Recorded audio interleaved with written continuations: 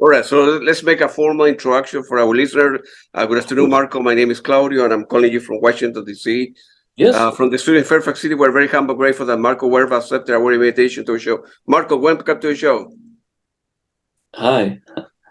Marco, these last 2 years have been very difficult for everybody with the COVID and the pandemic. If you're a touring musician or a film composer like you couldn't tour, you couldn't move that much. How the COVID affected you, your sanity? How you holding up? No, fortunately, I was not affected at all by COVID, but I had maybe a worst a health problem. I had a colon cancer, unfortunately. Wow. And so I fought 2 years with this colon cancer. I had 2 operations, I say clinic operations, and I had unfortunately problem. I had chemo, radiotherapy, and etc. Now I'm feeling well, but of course, every 3 months I need to check myself to make a TAC and see how is the situation, because it's something that tends to come back, to go back. It's difficult to say it's finished, it's over.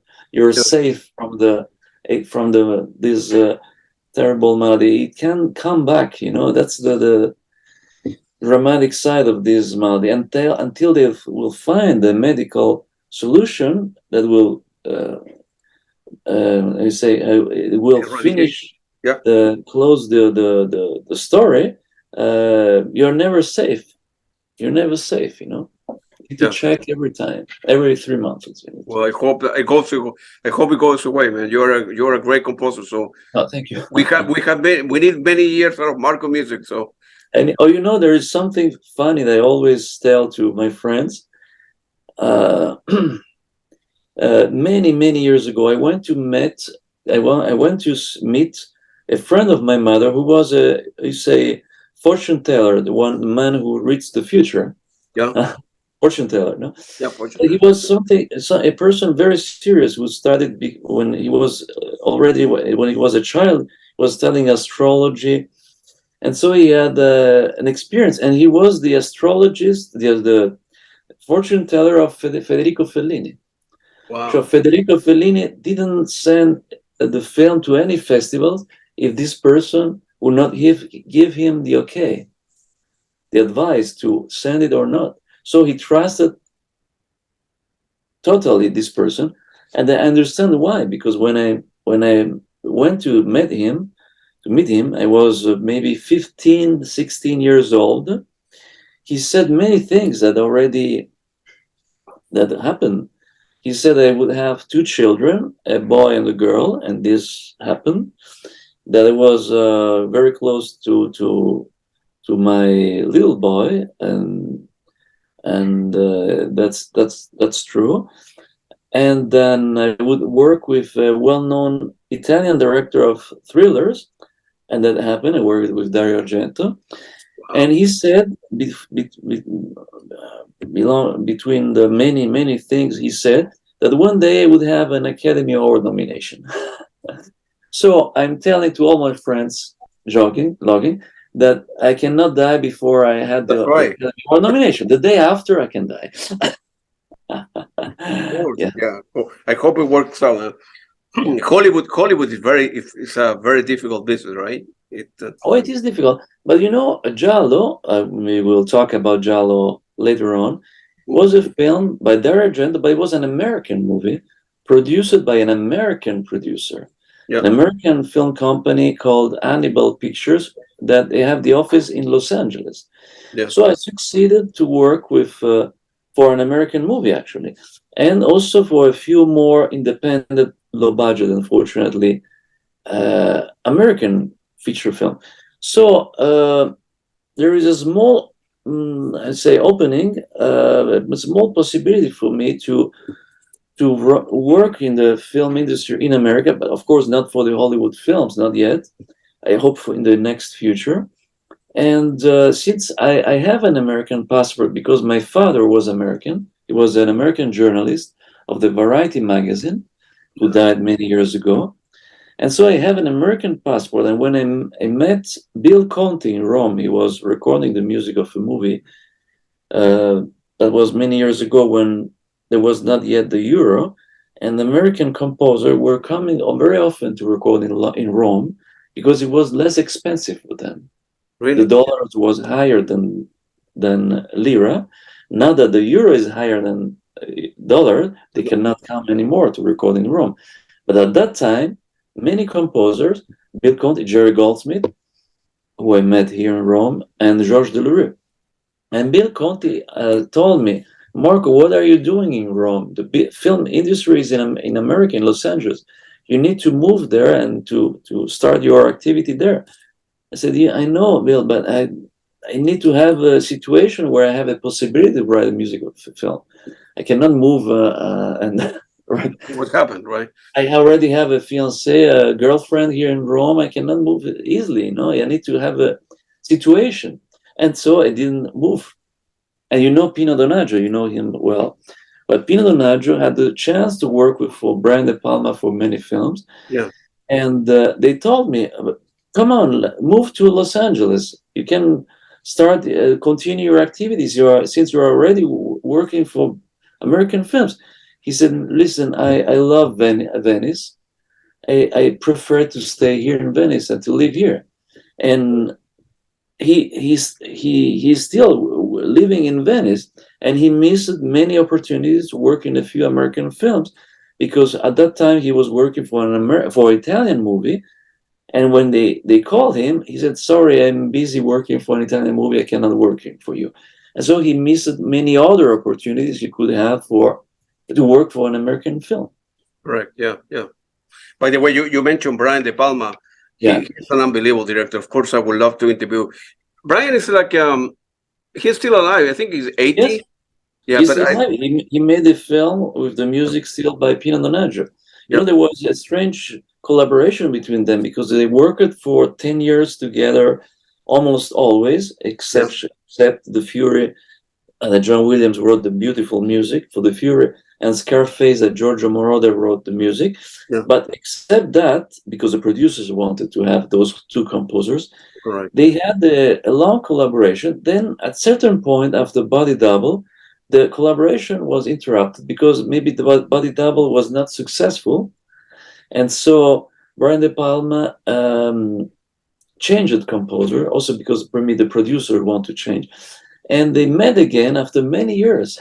That's right. And they started again a collaboration for the last two films of De Palma. That's right. And probably for the next ones also. Yeah. Who has the power at the end? Is the producer who will say, no, I like that director and I like that composer. And they both need to agree the term. Is at the end or the director can suggest? It depends on the director. If he has a strong personality, he's well known, then he can pretend to work with that composer. Otherwise, still the producer, for example, in Italy, for the television, for the TV series, the director has no power at all. So the producer, the broadcast channel, the RAI, for example, Mediaset, or they decide who is the composer, who are the actors, and the director has not so much possibility to say no to that actor or because they want to work with those actors who always work with them, and the director has not so many chances to say no. In America, it happens. For example, when I worked for Giallo, the producer Richard Riondo del Castro suggested my name to Dario Argento. Dario Argento already knew me because we met on the set of Zoo by Cristina Comencini because his daughter Asia was very young at that time, 14 years old. Working the film, I saw Dario was coming to take back her daughter, and so he already met me many times, but he never listened to my music. He didn't have the opportunity to. So he said to the producer, okay, let's make a demo. I made a demo. The producer liked the music demo. I met Dario Argento. We saw the film, and I started to write a few music demo. He liked the music demo, and the collaboration started. But that was the producer who suggested my name Oh, got it. at the beginning. It was not Dario Argento who selected me at the beginning, you know? Yeah, yeah, I see. I see. I Yeah. see. Let's go back to the beginning. I mean, you Okay. like, were you born like in a musical family? And at what No, age would you realize, well, I like kind of music. I should begin. Your parents expose you to take, piano lesson or guitar lesson. What was the beginning? no, no, that's funny because when I was 15, 16, 17 years old, I wanted to become a film director. So Oh, my first passion, my first love was cinema, not music. I see. Yeah. And actually, the fortune teller who saw my future, was a good friend of my mother, and he told to my mother, listen, this boy needs to study music because music is his future. And at the time, I was not interested at all in music. So my mother asked me if I wanted to study the recorder, the Baroque flute, at the school, and I said okay, but I was not really interested. Not really interested. And so she thought that fortune teller, his name was Yared, he died many years ago, was wrong. He didn't see correctly my future. Yeah. And what happened with my father, who was a journalist, he was always closing his room writing articles. I didn't have so much time to go to see films, but I succeeded to see 3 films with him and my mother, I think. Those films were Logan's Run by Michael Anderson, Star Wars, and of course, by George Lucas, Yeah. and Zorro by Duccio Tessari, an Italian movie. So the film Logan's Run by Michael Anderson with Michael York and Jennifer Agutter was made in 1976. Was a science. I don't know if you know the film, sci-fi movie. No, I Very don't. interesting. Very interesting. There are many fans. Of course, it didn't have the success of Star Wars or Star Trek, but it was more interesting because it was an intelligent sci-fi movie. It was talking about the survivors of a nuclear explosion Oh, I in the see. city of Washington, who they live into a city who is separate from outside the world. There is something that separates the city, so they never saw the sun, the nature, the animals. They only live inside this big city. The computer organizes everything. It's a long story. I mean, it's a very interesting movie. And when I saw the first time the film, I didn't notice the music by Jerry Goldsmith. Like almost all the people who go to see a film, they didn't pay attention to the music, but they receive the emotion that the music is able to give. That's Absolutely. it's a Absolutely. psychological phenomenon. And I wrote a book about music for film in which I talk about this. And also, I had a discussion with a Spanish film critic, music film critic, who was saying that no, people who is going to see a film also notice the music. I said, listen, that's not true. Believe me, I have the experience. Myself, I was not able to to pay attention to the music of the film because I was totally absorbed by the images. And so the sound was a secondary element. When I saw this film for the second time, then when you already know the film, the plot, and you pay attention to other elements. And suddenly, like a revelation, I realized that there was a wonderful music by Jerry Goldsmith, Yeah. who, in my opinion, was revolutionary music because very intelligent film music. Because inside the city, there was only electronic music, Yeah. That's right. Yeah. modern electronic music, except a few moments of humanity when Logan, the protagonist, the main character of the movie, who is a policeman of the future, who meets Jessica and they will fall in love after for the first time, then he introduces the strings because there is a moment of humanity inside a cold city where there is no place for sentiments, for humanity. And outside the city, when the two main protagonists succeed to escape from the city, to go outside, and they are the only two who really succeeded to go outside the city, then the music changes completely and becomes a symphonic orchestral score. Yeah, wow, yeah. So I thought that was revolutionary. And then I went to New York to a music shop, and I bought the LP of the film score, and I started to buy a lot of LPs, and that was very useful because I started to understand and to learn the music style of each composer, of the great composers: John Williams, Jerry Goldsmith, Bernard Herrmann, Nino Rota, Ennio Morricone, Nicola Piovani, John Barry, etc. And I know by listening to all those scores they wrote, which ones are the composer that have a very personal style, and there are not so many, and which ones are the composer who doesn't have a style.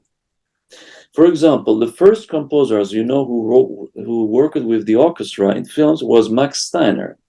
That's right. Who was an interesting composer, but didn't have really personal style.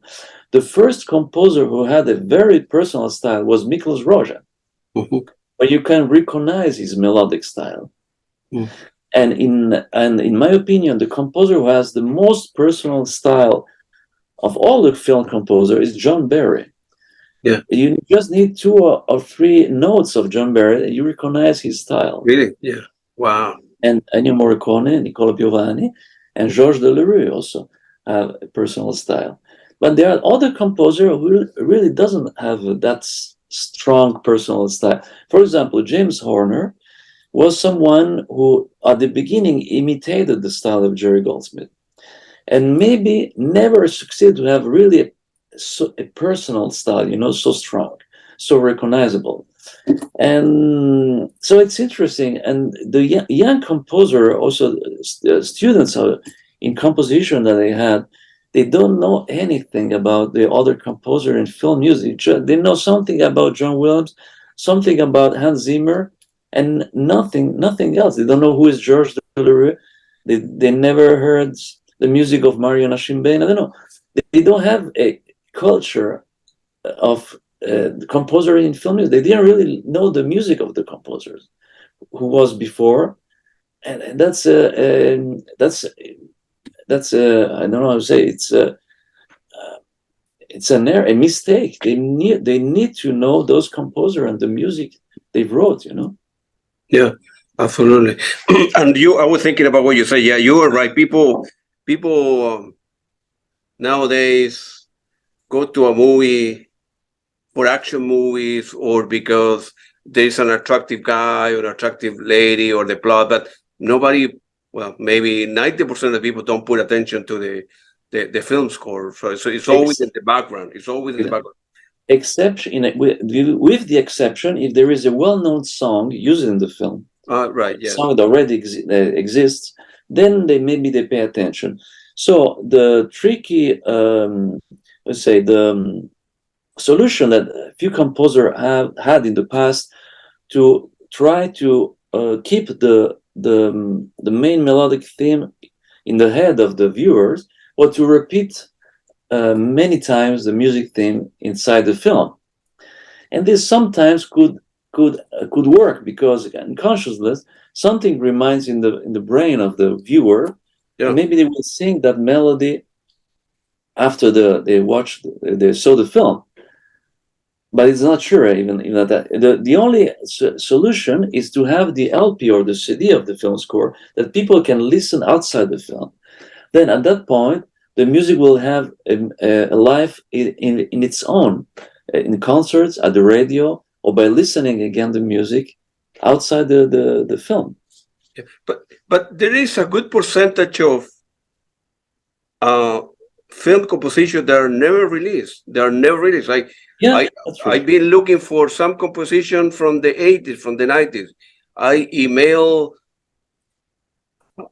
different record label or movie directors or people that I know in the business, and they don't release it. They don't know who they have, the rights, have the rights and so forth. And so some people would never be able to. Listen, Well, now they are releasing scores that have never been released before. Because, for example, the Spanish label Quartet Records Yeah. are releasing a lot of Italian, actually, I don't know why, Italian film scores that had never been released before. So, of unknown of films not very important. So there's something sometimes can. For example, I talked to my friend Maurizio De Angelis. I don't know him. One of the two brothers, Guido and Maurizio De Angelis. They are two composers, Italian composers, and I proposed him to release the music of an Italian movie. And he said, "Yes, Marco, but there's a problem. We don't find anymore the recordings of that score." Because it was recorded, with all the magnetic recording system, and sometimes they disappear, those files, or they are damaged, and there is no way to find anymore the music. It can happen. Yeah. Wow. That's what's a pity. Yeah. What other maybe other producer or film director that can anticipate that the movie is going to play a big part? For example, will be in the case of your latest movie, right, with Ellen Williams, right, releasing that a particular song that's going to be popular ahead of time, like 3 weeks or for a month, sending that to the radio station, to Exactly. on a festival, so the people in the background, oh, I really like the voice of Mrs. Williams, or We are and trying. 2 weeks from now she's going to be, release a new movie. So that's kind of an advertising gimmick, We right? are So trying to do that with that song because the song is really deep, heart-touching song, and her voice was perfect. I know. I was sure that she was perfect for that song. When I heard a few covers she did of the James Bond movie No Time to Die, yeah, the song by Hans Zimmer, no, I think was the writer also of the song, and the cover also of Gladiator by. Um, but the not the main theme by Hans Zimmer, but the music by Lisa Gerard, I think, was yeah. the and her voice was so beautiful. Oh man, yeah. And I thought I sent her a message and asked her if she would be interested, because she never actually recorded the song of an original song for a movie. She made only covers of old songs. So she was very interested. And when I sent her the music, she said, "Yes, Marco, absolutely." And she wrote the lyrics. So she's co-writer she's not only the singer, Yeah, she's co-writer of the song because she's the author of the lyrics. yeah. And I succeeded to record the music in London. That was a goal that I had since 30 years.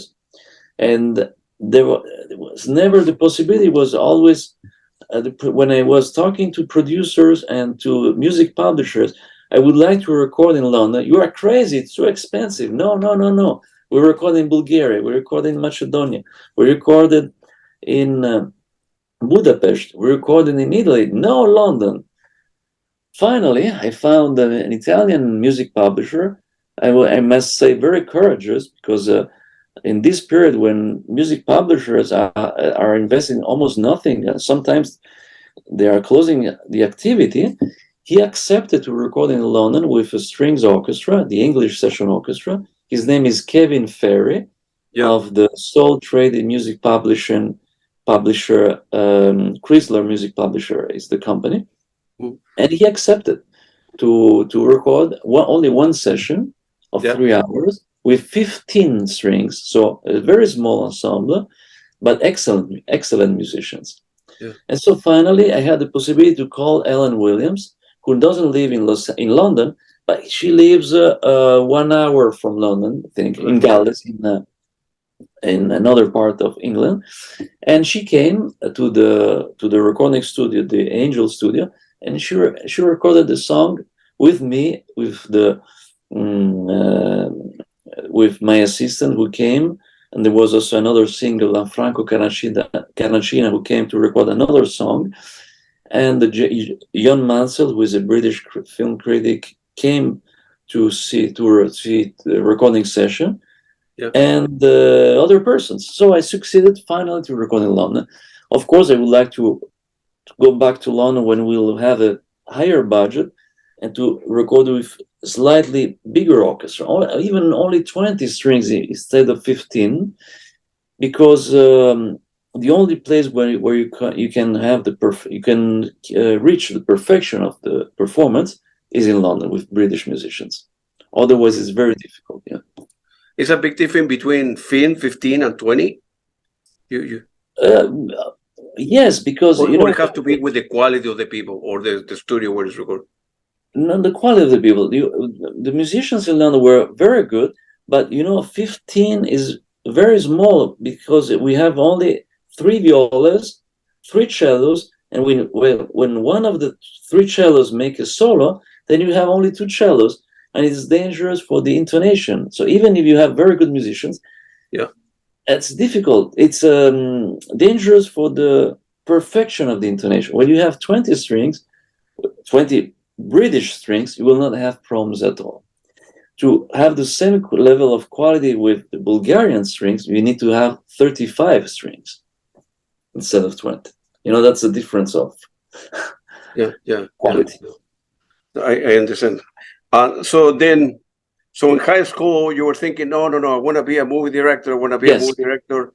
And then, how you end up switching careers at the time, I suppose, when you were 18 or 19 and you went to the conservatorio, right? I made a few private exams at the conservatory.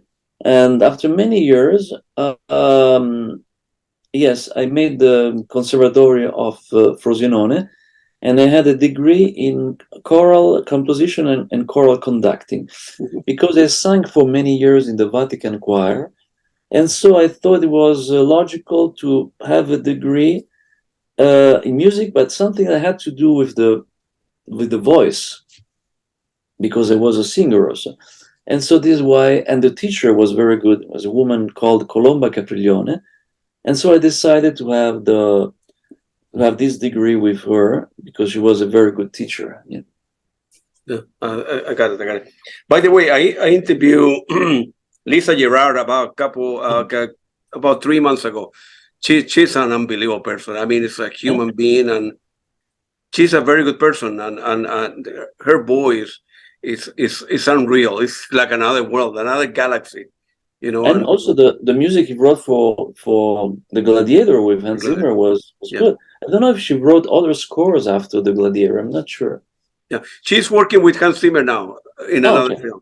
I think they will do, as far as I know, they're doing Gladiator 2 and another Dunes, I think, too, as well. So she's always busy. Everybody call her and want to get a piece of, some time from her, because I would love to meet Hans Zimmer. I know that he has a wonderful studio in Los Angeles. I saw the photos. And actually, I know Tom Boyd, who was an oboe player, a very good oboist, who worked with Hans Zimmer. And he sent to Hans Zimmer my adagio for the victims of Auschwitz, an adagio for oboe and strings. And I think that Hans Zimmer liked the composition. So I don't know if next time, it's a long time I don't fly to Los Angeles. Next time I go to LA, I hope that I will have a chance to meet Hans Zimmer, because he's a person who likes to work with other composers, as additional music with many other composers. Yeah, I saw the what you mentioned about Auschwitz. It's only like a single. It's not a complete film score, right? No, it's not a film score. It's a composition for the concert. It's just a composition. It's beautiful. Yeah, I listened to that. Who actually was performing it during a classical music concert a few years ago. Yeah. And now in January there will be a new performance, but instead of the oboe player, there will be a very good musician called Marianne Lee, who is a trumpet player, and so we'll have a different sound, more solemn, more epic, with the trumpet at the place of the oboe instead of the oboe. Strings, trumpet. Yeah. I got it. And then for the particular degree that you got in choral conducting, you end up studying also here in New York, right? The Mount School. I studied, that's funny. That was before. I had a few master classes in orchestration and also film music.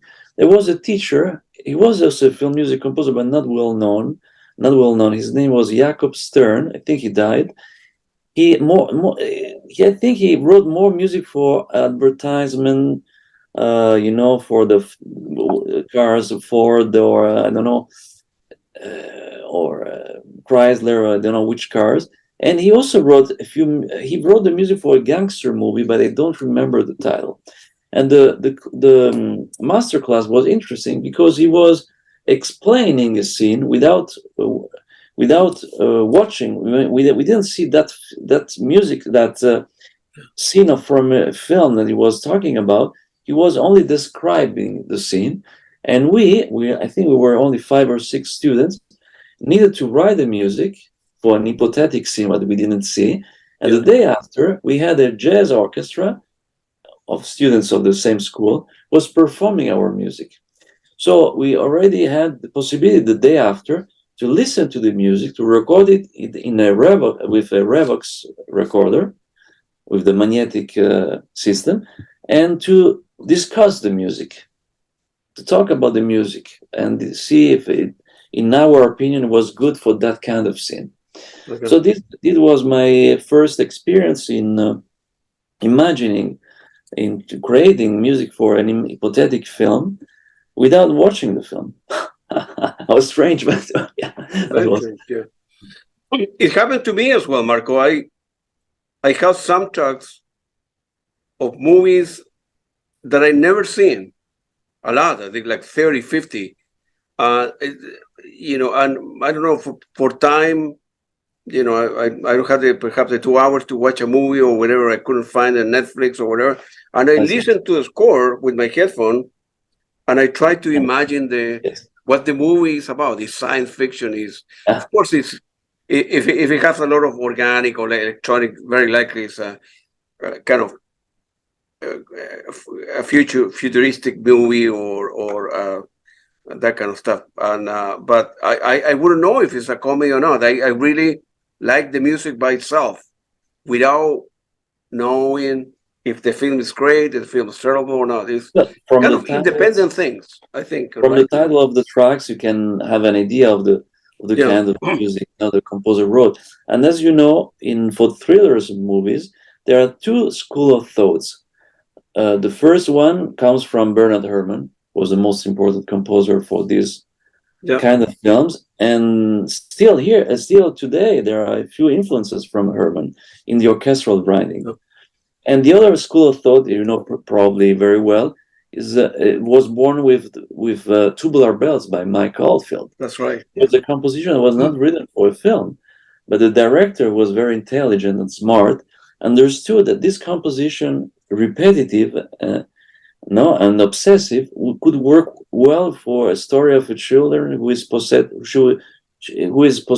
by the devil. Yeah. And he was right. Yeah, I have seen that movie. I have seen that movie so many times, The Exorcist, and man, it drives me crazy. It give me, I'm afraid after watching the movie, and I know the movie so well. I know the lines, I know the script inside, I know the music, but still, every time that I watch it, every year or every 2 years, you're scared. Still, I say, man. The guy was unbelievable. I mean, he's unbelievable. He's still alive. And I saw a documentary about the director of the film, who was talking about how the music was born. And actually, at the beginning, he wanted an original score, and he asked it to Lalo Schifrin to write the music, and it was not at all the music he wanted. So at the end, he ended up listening to a lot of music, already existed music, repertoire music, and between all this music there was this piece, Tubular Bells, that he tried with the images, and so it was working very well. He listened to the record, I think, and then I knew, no, that's exactly what I want. It's hard. And what's happened with a film, a producer or a film director, they give, like you say, Lalo Schifrin at the beginning, and then he ended up composing some music, the director didn't like it. What's happened with the composition? Goes away, or? Yeah, that's a good question. In America, not only in America, but especially in the United States, they are what we call the rejected scores. Yeah. There is a composer who is hired. He's paid. That's good. He writes the music. He recorded the music with the orchestra, and or the director or the producer or both, they decided that that music is not really good for the film, and they throw the music and they call another composer. And at that point, the music, I'm not sure if the composer he's allowed to use it in another movie, and he can keep the ownership because he was paid for that music. But there are sometimes situations where that music rejected is published on a CD. Yeah. But I'm not sure if the composer could reuse it in a film. That's something which we should understand, because it's an interesting question. Yeah. Yeah, because if he hasn't got paid, he could use it because he's a No, he's paid. I'm sure he has a contract, so he's paid. Yeah. And this happened also to big composers like Jerry Goldsmith. For example, for the film, it's called the film by Ridley Scott, Legend. He wrote the music. They thought it was too traditional, and they called Tangerine Dream. That's right. To write an electronic score, and they thought that the music was more commercial and could help the film to be more successful, but the film was not successful at all anyway. Even with the Tangerine Dream music. Yeah, Tangerine Dream is great. It was a good. They brought a very interesting film music. For example, Firestarter, that was taken from Steven I call the writer Steven. You know the film Firestarter, no? Yeah, you're not talking about Steven Spielberg, right? No. The writer. It was taken from a book by a famous writer who writes. He wrote also the Carrie by Brian De Palma. Was taken by his book. What's the name? Right now I can't remember his name. He's an American writer specialized in horror books, thrillers, and many films were taken by him. Right now I can't remember his name, but it's okay. Well, I got curious. You're not talking about the Scott Teams? No. The book was taken because he is a screenplay. From a novel. He's the most famous writer in America of horror books, and many films were taken from his book, Carrie by Brian De Palma. Stephen King. Stephen King, exactly. Yeah, Stephen King. Right, yeah. And also Firestarter. And the music by Tangerine Dream for Firestarter was interesting. Yeah. No, absolutely. All right. So at the beginning, also you were writing at some point in your time for the film music magazine, Soundtrack and Cinemascore, and you end up interviewing a lot of famous people as well there, right? That was also interesting. It was useful to me to understand, especially how they started to write music for film. That's something that to me is very curious, because most of those composers started by chance to write music for films. Gabriel Yared, I don't know if you know him. He won the Oscar for The Ancient English Bench, was an arranger of pop singers. Sylvie Vartan, Charles Aznavour, Gilbert Bécaud. And a friend of him told him, but why are you making arrangements for those singers? Because then the prestige will go to the singer, and no one will think about the music you wrote. And your name will not come out, only the name of the singer, which is true, actually. When you write a song, there's only the name of the singer. That's the right. Composer is not important. No, they don't care. And so he suggested him to write music for film, and he started to write music for Nouvelle Vague, for the French Jean-Luc Godard, etc.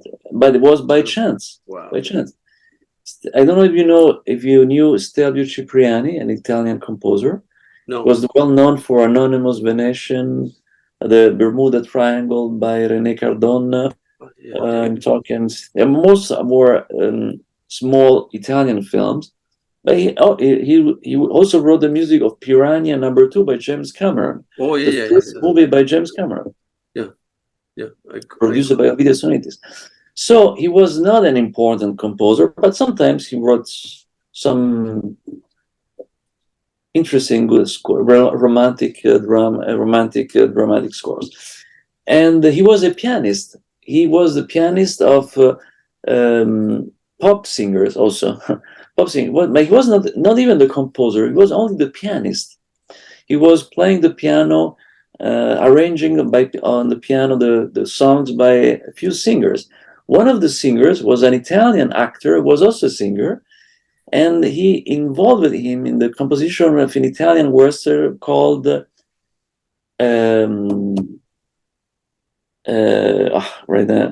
right now I can't remember the title of the movie, but it was a independent, low-budget Italian western filmed in Spain, and Cipriani had the possibility to write the music of that film.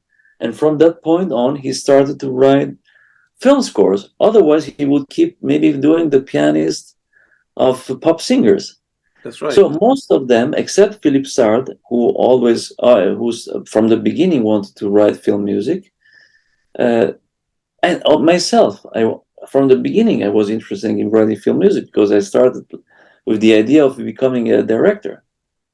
That's right. Yeah. But all the other composers, with the exception of Philippe Sarde and maybe someone else, I don't know who, Ennio Morricone started by chance to write music for films.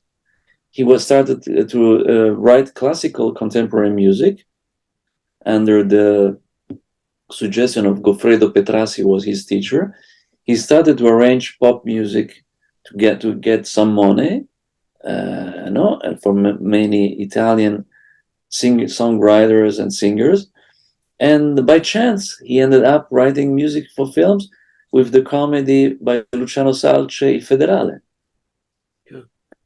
So that's it's interesting. By all the interviews that I made, I started to understand, the way of thinking of those composers, their style, and how they began this career.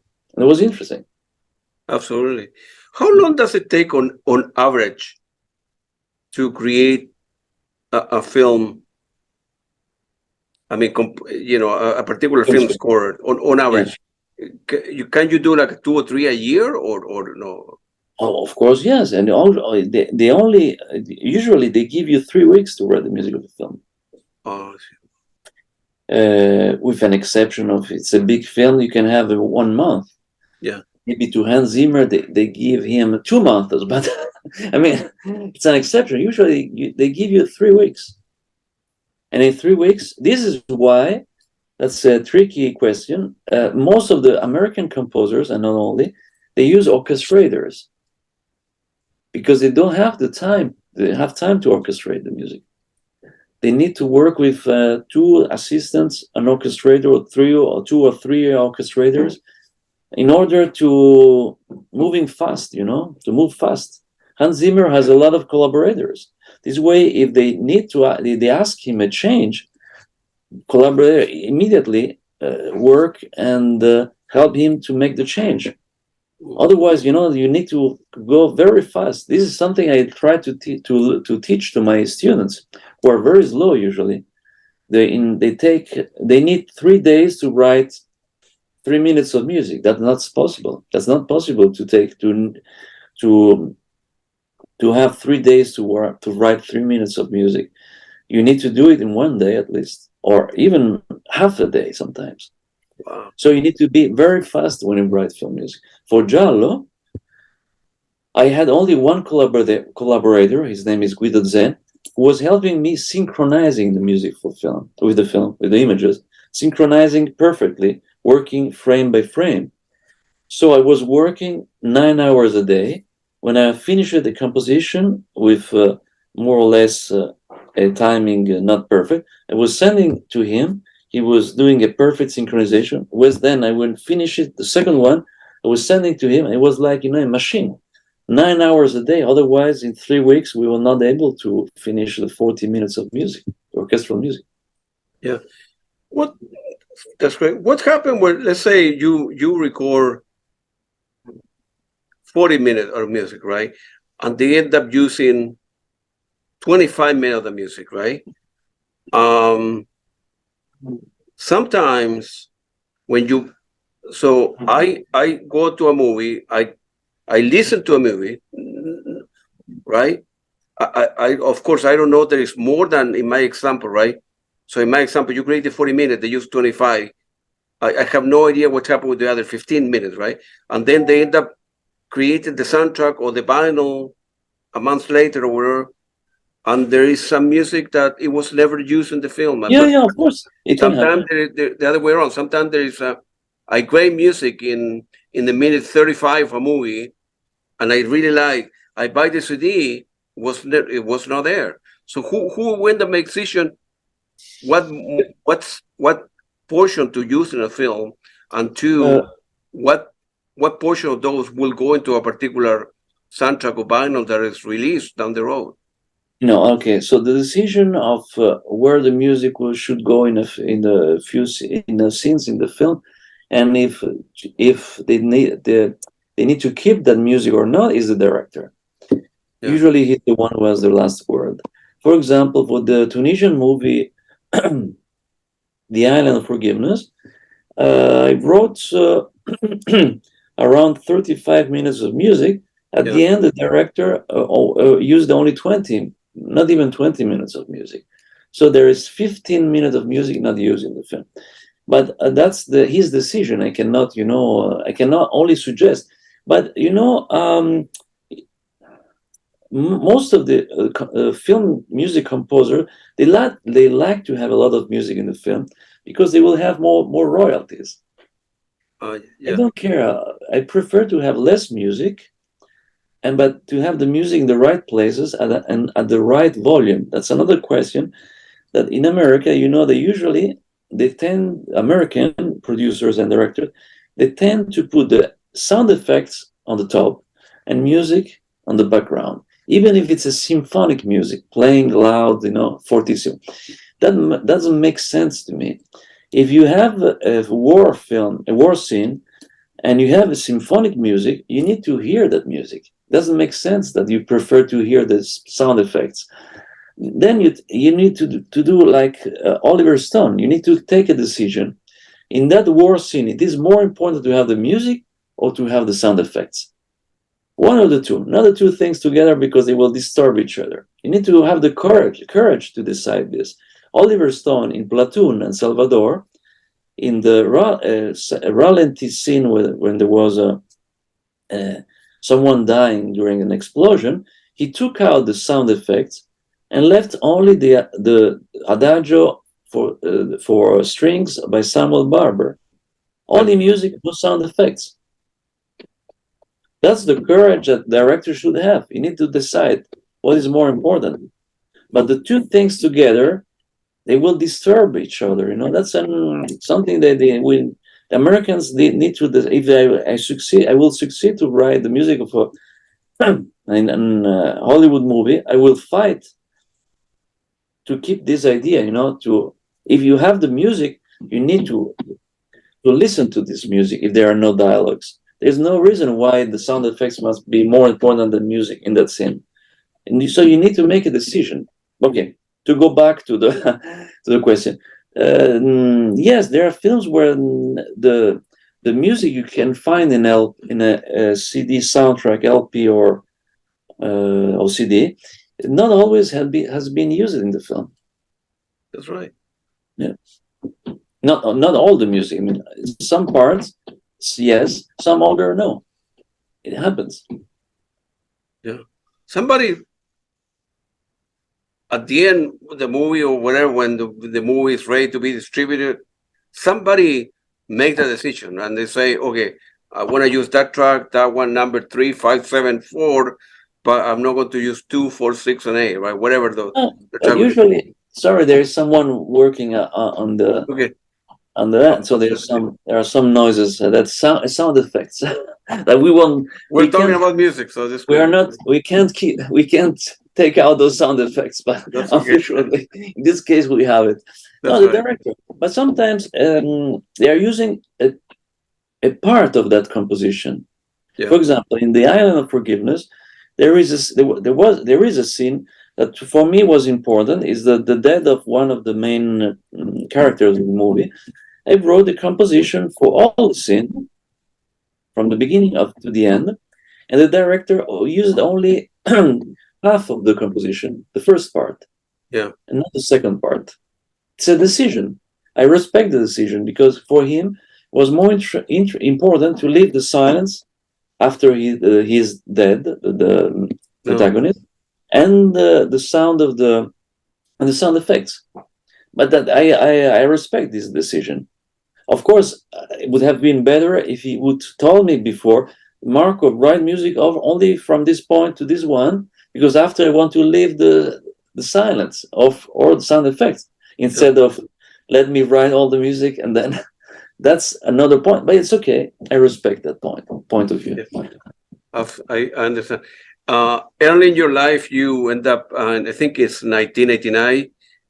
You end up creating the film musical score for the film Zoo, and then Yes. you end up winning the Italian prestigious Italian award called Colonna Sonora Award. Feel free to elaborate on that one. So. Oh yeah, that was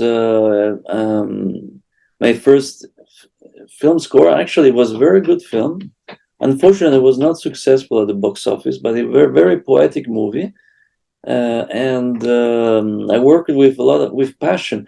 For example, in that film, I was involved before the shooting, so I had a lot of time to think about the three music themes that are in the film. Yeah, three main music themes. Yeah.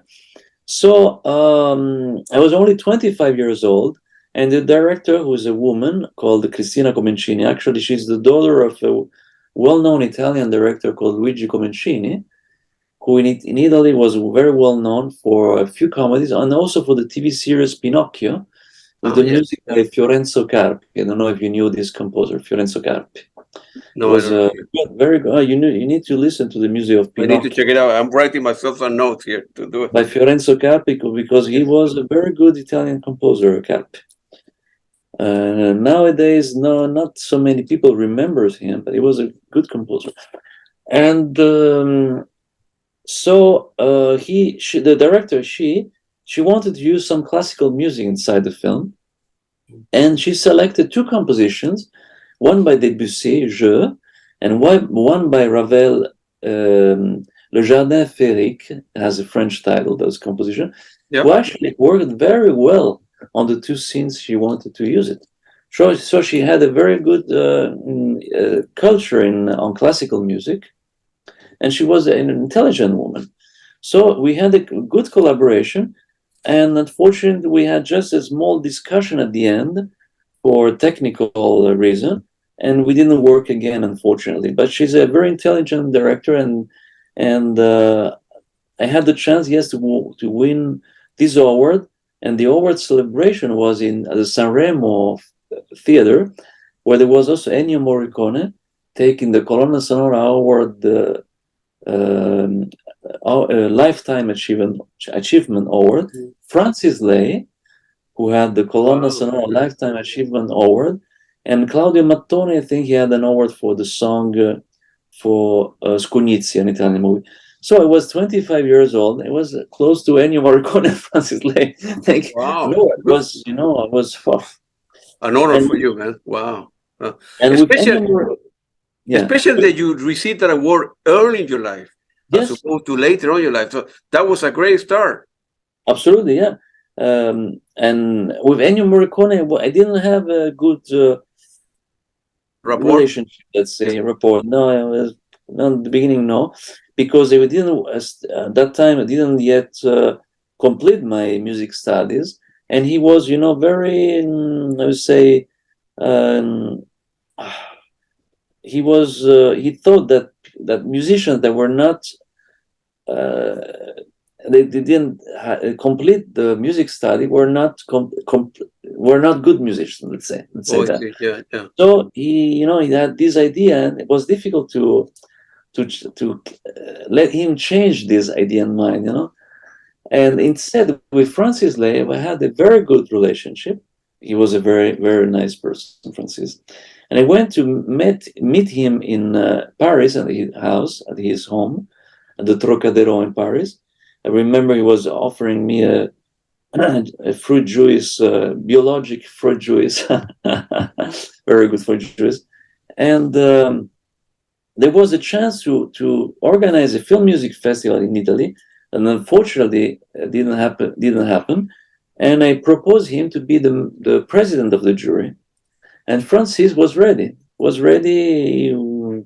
to come to Rome, to come to Italy, to be the member of the jury. Unfortunately, the festival didn't take place. Then there was a French TV movie for which I wrote a composition for choir called le Voyage Organisé. Mm-hmm. And they wanted to have a French composer for the rest of the music.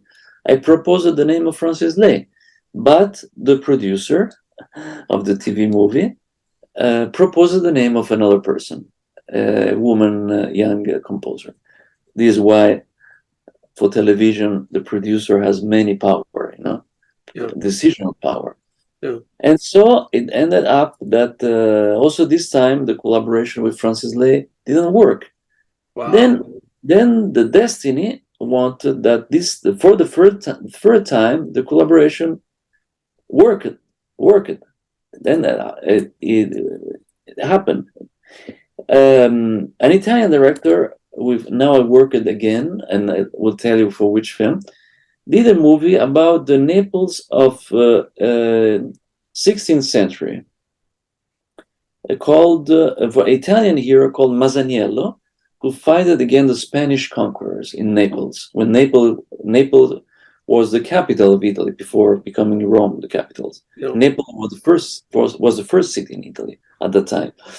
So he asked me to write the music of the film, but the director told me that I needed to find an Academy Award nomination who could write the main love theme, the main music theme, or the love theme of the film. I said, then why not working with Francis Lay, who won the Oscar for Love Story? He said, oh yes, that's a great idea. Yes, okay. Then we convinced the production to pay us the airplane ticket to Paris. We made an appointment on a Sunday morning with Francis Lay at his house at 11 in the morning. We arrived exactly at 11 in the morning.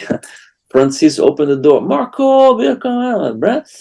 And we talked to the director, to the Francis, about the story of the movie. And Francis, and we came back to Rome. After 1 month, Francis sent us 2 music themes. We selected one of the 2. I orchestrated the music, and we recorded in Bulgaria together with my compositions. So I made 2 or 3 orchestrations, 2 or 3 versions of his music theme, together with the other 3 music themes and the dramatic suspense music I wrote for the film. And it's the only time in all his life, Francis Lay life, in which Francis wrote a music theme inside the film score of another composer.